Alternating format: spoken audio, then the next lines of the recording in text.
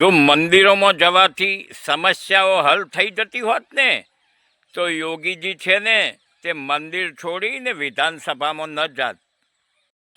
જો દુનિયા અલ્લાહે બનાવી છે ને તો પૂરી દુનિયાની અંદર મુસલમાનોને કેમ નથી બનાવ્યા?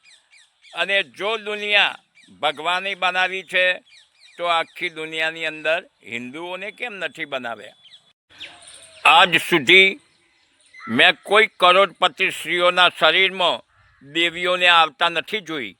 દેવીઓ આવે છે ફક્ત ગરીબ, દલિત અને ઓબીસી સમાજની સ્ત્રીઓમાં જ દેવીઓ આવતી હોય છે. અંધવિશ્વાસુ જે હોય છે તે માણસો કેટલા બધા મૂર્ખ હોય છે. તે પહેલાં માટીમાંથી મૂર્તિ બનાવે છે, પછી તે મૂર્તિની સામે હાથ જોડે છે અને તે મૂર્તિની પાસે પોતાની ખુશીઓ માટે આજીજી કરે છે. કેટલું જીવવું છે તે આપણા હાથની વાત નથી, પરંતુ કેવું જીવવું છે તે તો આપણા હાથની જ વાત છે. કહે છે કે રામજીની મરજી વગર, ભગવાનની મરજી વગર તો પાંદડું પણ નથી હાલતું. તો પછી તેમની પત્નીનું અપહરણ થયું કઈ રીતે? શું રામાયણ જૂઠી છે? રામ ભગવાન હતા? જ્યારે કોઈને પણ તકલીફો પડતી હોય છે ત્યારે લોકો કહેતા હોય છે કે એ તો એના કર્મોની સજા ભોગવી રહ્યો છે. અને જ્યારે તેમને પોતાને તકલીફો પડવાની શરૂ થાય છે ને ત્યારે તે લોકોની સામે એવું કહેતા હોય છે કે એ તો ભગવાન ઉપરવાળો અમારી પરીક્ષા લઈ રહ્યો છે.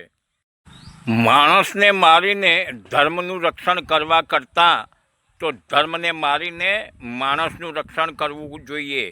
કેમ કે માણસાઈ એ જ મોટો ધર્મ છે, ઇન્સાનિયત તે જ મોટો ધર્મ છે. આપણા સમાજની બહેનોએ વ્રત કરવાની જરૂર નથી, પરંતુ અભ્યાસ કરવાની જરૂર છે. જ્યારે તેમના સગપણની વાત આવશે ત્યારે સામેવાળા વરપક્ષના માણસો એવું નહીં પૂછે કે તમે કેટલા વ્રત કર્યા છે, પરંતુ એવું પૂછશે કે તમે કેટલો અભ્યાસ કર્યો છે. અને હા, વ્રત કરવાથી અધિકારી નથી બની શકાતું. અધિકારી બનવા માટે તો અભ્યાસ જ કરવો પડે છે, શિક્ષા જ મેળવવું પડે છે. સારાએ મને સારો સમજ્યો, ખરાબ જે હતા તેમણે મને ખરાબ સમજ્યો. જેના જેવા વિચારો હતા તેવો જ તેને મને સમજ્યો.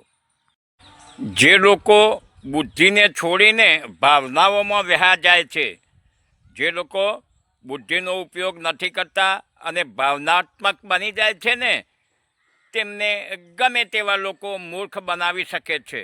વાત સમજવા જેવી છે દોસ્તો. ન સમજાય તો એકવાર ફરી સાંભળો, સમજો અને હોશિયાર બનો.